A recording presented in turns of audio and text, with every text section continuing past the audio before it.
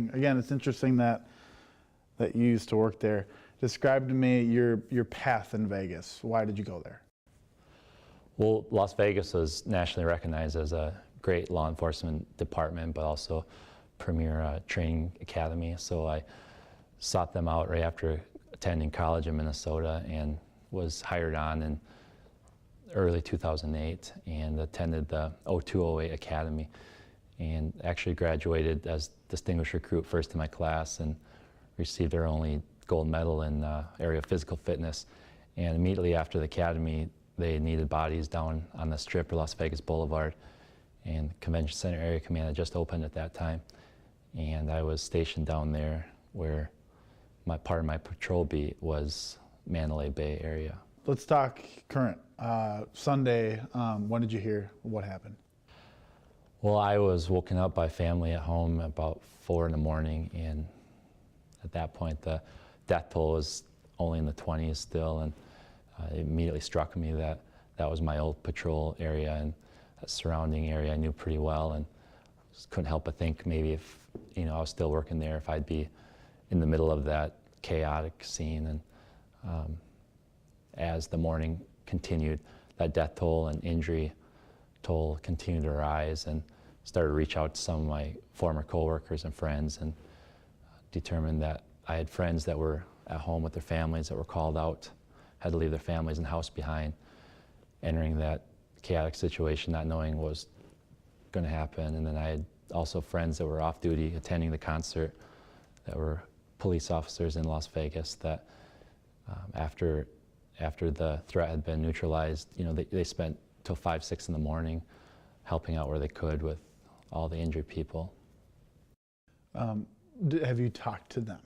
Anybody that's out in Vegas, especially those off-duty officers who were at the concert, what are they saying? Yeah, I have had contact with people that responded, and it's just chaos. Right now it's hard to wrap their mind around why it happened and provide any sense or reasoning. There's a lot of questions still, and you imagine the investigation's ongoing and the tips and everything from the public is continuing to pour in. And of course the president is there today, and there's just so much detail that goes in with preparation and planning, and it's just a testament to the first responders there and the police department, how professionally they responded to that whole situation. This is what you guys go through. I mean, you hope to never go through something like a Vegas or even down in Florida, a Pulse nightclub. But this is what you guys are trained to do. Were you almost, when you had that conversation with your fellow partners, were you a counselor? Or what did you say to them?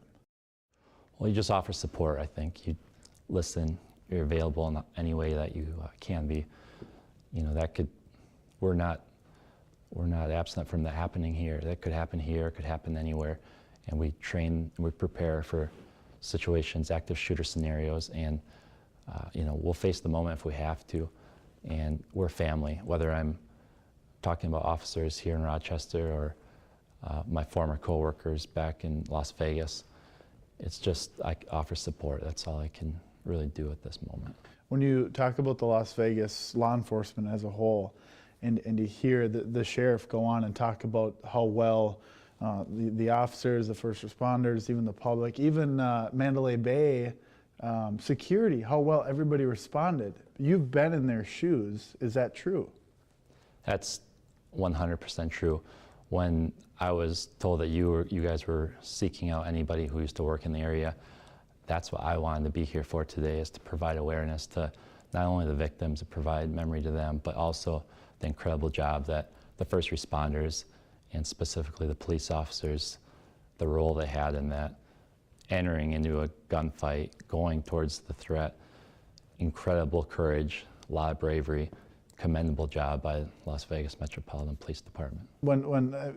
If you're sitting at home, like you mentioned, you have buddies who work on the Las Vegas PD, who were at home and got the call and late at night, and they had to go into work and work this tragic event. You would have done the same, I'm sure. Without reservation. It's a tough decision to leave your family at home, but that's what we sign up for. And at that point, you rely on your training and experience and know that that's going to pay off, and you have a greater responsibility and for the community to intervene and step up. That's what you're called to do.